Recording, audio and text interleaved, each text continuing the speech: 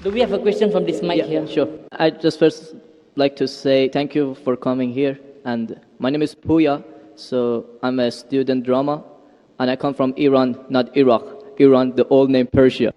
So I come from a religious family. My family are Muslim. But I born as a Muslim. But I didn't want to born as a Muslim because, so as a family I born. But still I haven't accepted Islam because of some certain points. My main question was about the time, like Asian time, back to the 1,000 years ago, when the time the Islam come to my country and we became a Muslim.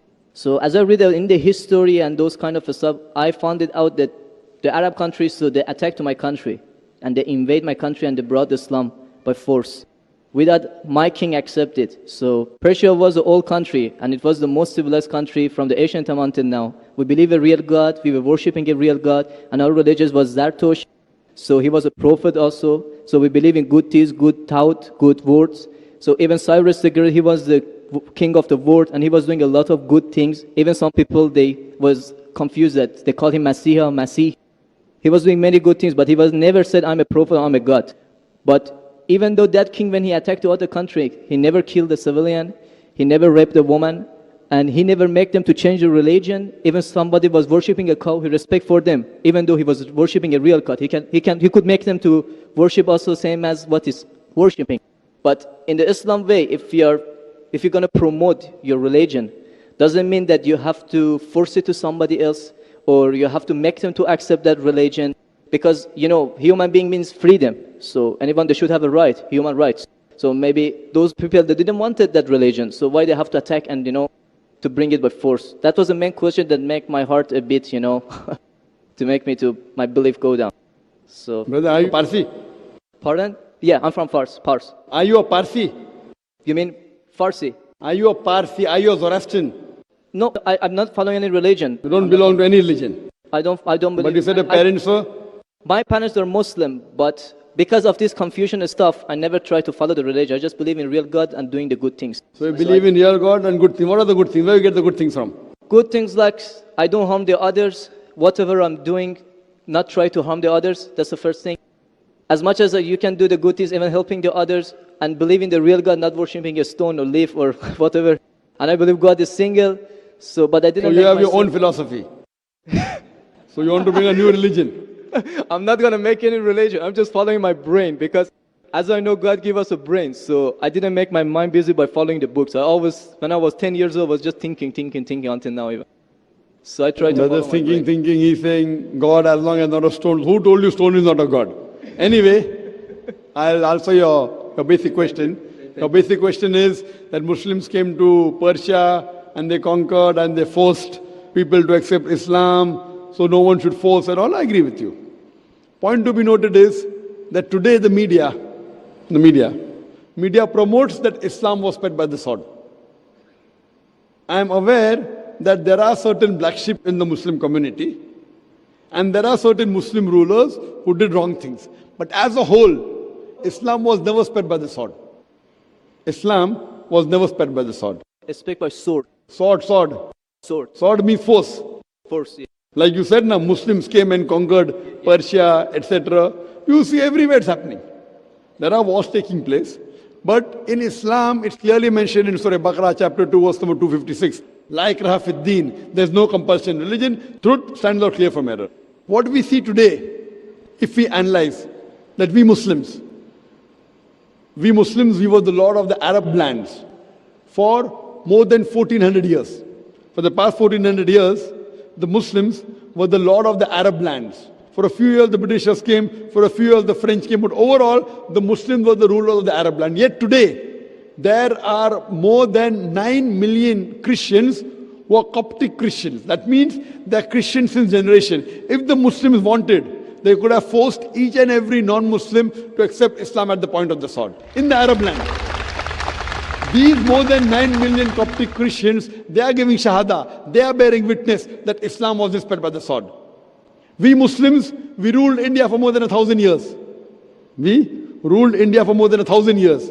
If we wanted, we could have forced every non-Muslim Indian to accept Islam at the point of the sword. Today, more than 80% of the Indians are non-Muslims. These more than 80% non-Muslim Indians, they are giving shahada, they are bearing witness that Islam was inspired by the sword.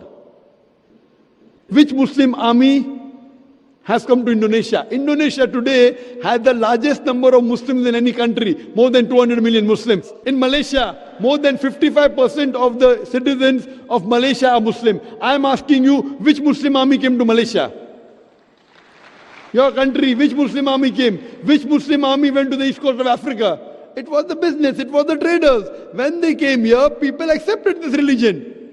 It is the media hype which talks about Islam was spread by the sword. Yes, there were a few people. There were a few black sheep of the Muslim community. Brother, you asked the question, you are listening or you are raising the hand? Okay, sure. You asked the question, you gave the background, I listened to it, and now you want to raise your hand. I have not completed my answer. Okay, sure. Continue. If you ask the question, you should think. Because if you're thinking something, I'm a doctor. If you're thinking, that means you won't hear my answer. If I ask you to repeat, you won't be able to repeat 25%. So when you listen, you should give attention. I'm a doctor. I've done psychology also. So, this is the media hype. If you read Thomas Carlyle, historian, he writes in his book, Heroes and Hero Worship. He puts number one hero prophet as Prophet Muhammad Sallallahu Alaihi Wasallam. He's a Christian. He says, if every new idea originates in one man's head, it dwells alone in the full world. It will do little good if he takes up a sword and propagates it. You have to first get your sword. He's talking about sword of intellect. There was a survey done in the Plain Truth magazine, a survey in the increase of the major world religions in a span of 50 years. In a span of 50 years, from 1934 to 1984. In a span of 50 years, the increase in the major world religion. It came in Reader Digest, Almanac Yearbook, 1984. Number one maximum increase in religion, it's Islam, 235%. Christianity, only 47%. I am asking you, which war took place between 1934 and 1984, which forced the non-Muslim to accept Islam? Which war? Which war? Today, leave aside the past. Today, the fastest growing religion in America is Islam. The fastest growing religion in Europe is Islam. I am asking you, who's forcing the Americans to accept Islam? Who's forcing the Europeans to accept Islam? You were not there born. Were you present in the past? Arabs came to my land and forced. Where were you present? This is history. Many things in history is false. So that's what? Okay. A very famous historian, Dilese O'Leary, he writes in the book, Islam at the Crossroad, page number 8. He says, history makes it clear that the legend of fanatical Muslims sweeping across the world, forcing Islam at the point of the sword, is the most fantastic, absurd myth that historians ever repeated. Who says that? Dilese O'Leary. History makes it clear that the legend of fanatical Muslims forcing Islam at the point of the sword over conquered races is the most fantastic, absurd myth that historians ever repeated. This is just in the media today. Muslim terrorist. I am asking you, did any Muslim attack you in this country? No, never. But the media says Muslims are terrorists. Yeah, media is just nonsense. Yes, same way your history is also nonsense. When media is nonsense, the history is also nonsense. Some is correct, some is wrong. That's the reason, if you hear the answer, I would like to end my answer with a quotation of Dr. Adam Pearson. Dr. Adam Pearson says that people who worry that one day nuclear weaponry will fall in the hands of the Arabs, they fail to realize that the Islamic bomb has already been dropped. The bomb of peace. It fell the day Prophet Muhammad, peace be upon him, was born. Okay, thank you, doctor, for your answer. But the point is, I didn't get the right answer because that's not media, that's history. And history is not something that can be written the false way, because if it be written the false way, it can be changed. But that was the true history in all over the world and is written everywhere. Brother, did you hear my quotation of Dilese O'Leary? Can you repeat it? Repeat what? Repeat Dilese O'Leary's quotation. I said it twice, not once, twice. Most of my answer was once. I said twice. Now repeat it. Repeatedly 50%. So what's the point of repeating that word? I want to know whether it went into your head or not. No, because that's what is in my head that is a history first thing. I am asking you, can you repeat the statement, the answer which I gave earlier? If you cannot repeat, that means it's useless me repeating the answer. You're not listening to me. You're thinking something. No, I'm listening to you. You're Can saying you repeat? that is media, that is false, Can that's you the repeat history. the statement of Delesi O'Leary, a very famous historian? No, I can't. I'm saying it for third time. Listen to it and go behind the queue. Delesi O'Leary says that history makes it clear the legend of fanatical Muslims forcing Islam at the point of the sword over conquered races is the most fantastic, absurd myth that historians have ever repeated. Delesi O'Leary says history has been telling falsehood, and you're saying history, I believe in history. Delesi O'Leary is saying that what history says that Muslims are forcing Islam at the point of the sword is the most fantastic myth that historians have repeated. So you have got influenced by the myth. So now think it's a myth and forget it and believe in the fact.